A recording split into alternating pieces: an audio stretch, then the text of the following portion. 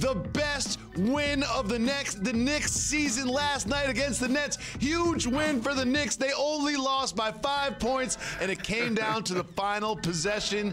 Jalen, what do you think about this controversial call on the Randle attempted three to tie the game?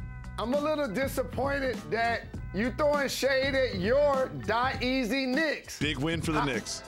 How many games has Quincy gone to with you, and how many times has he watched them win? Jalen, what do you think about that call on Julius Randle? I think it's one of those calls that when you at the gym, people get so upset, they start throwing balls against the wall, they start kicking balls, people start complaining about who got next and seeing if they can run on their team. That's one of those things at the end of a game, it's highlighted, but in the NBA, travel has become a subjective call, just like a reach-in, just like an over-the-back, just like a foul in the first 2 minutes or the foul on the final possessions. I think the officials got it wrong, and I see why Julius Randle is upset. It was a good effort from the Knicks, and let's be honest, the chances of that contested three-point shot going in, tying the game, and the Knicks coming around to win it are probably pretty low regardless. However, there's just too much firepower on that Nets team, and of course, James Harden, again, a triple-double, this time with 15 rebounds and 15 assists, and Kyrie Irving with a casual, efficient 34 points. Jalen, what do you think about these Nets performing the way they have, even without arguably their best player in Kevin Durant? Well, they're starting to get some good minutes from their bigs up front. And Jeff Green is really valuable to that squad. But James Harden, he's the guy that's setting the table. No question about it. And Kyrie Irving, in particular, when he was guarded by Quigley, he was having his way. He was 7 for 7 scoring against him. And the thing about Kai, that left to the left to the left, that's something special. So having those two guys can get you to the playoffs. It can win you a lot of regular season games. But you know what it's not gonna do without KD? Win the East. It's not gonna win the East without KD. That's not even a hot take. Like, no. That's the reality of how close the Eastern Conference is gonna be when you're without one of the 3 best players in the NBA. We've seen what happens when you remove KD from a championship caliber team and they do not win the championship. We saw that with the Warriors, who were up against the Lakers last night and had absolutely no answer for Montrezl Harrell. Harrell last night at one point in the game was like 11 for 12, and LeBron was getting all the buckets he needed. What was the problem with the Warriors against these two bigs? Big shout to Montrezl Harrell, because I just started following him on social media. And I realized that he lost his mom, and I can relate.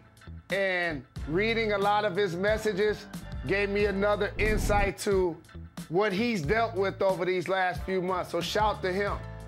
The way the Lakers finished in the restricted area was so phenomenal in being 25 for 29. That hasn't happened in 25 or 30 years of the NBA.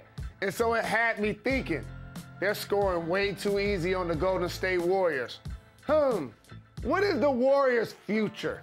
You know, Steph Curry got this year and one more year left on his deal. Not that long. One of my favorite players, Klay, is coming off injury from 2 different seasons, 2 different injuries with an Achilles.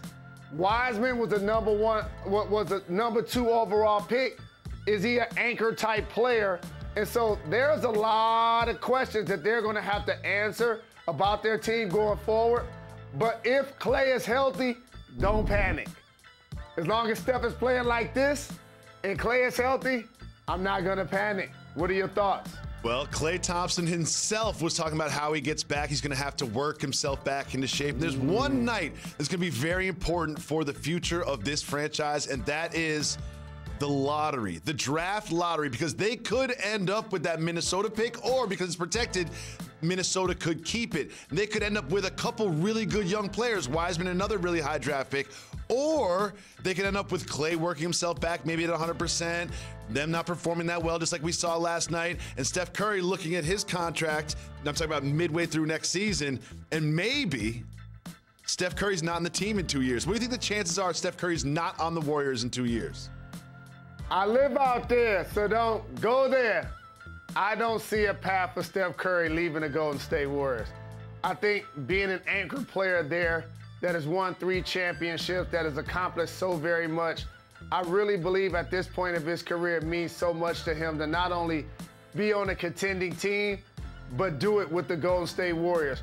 Ride with the squad when they're in the lottery last year because you and Clay were out. Ride with the squad when you're second in the league in scoring, and there are nights when you outscore the rest of your entire starting 5. I think he's built for this.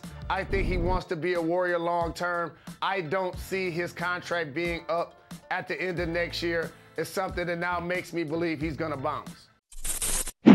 Thanks for watching ESPN on YouTube. For live streaming sports and premium content, subscribe to ESPN Plus right now.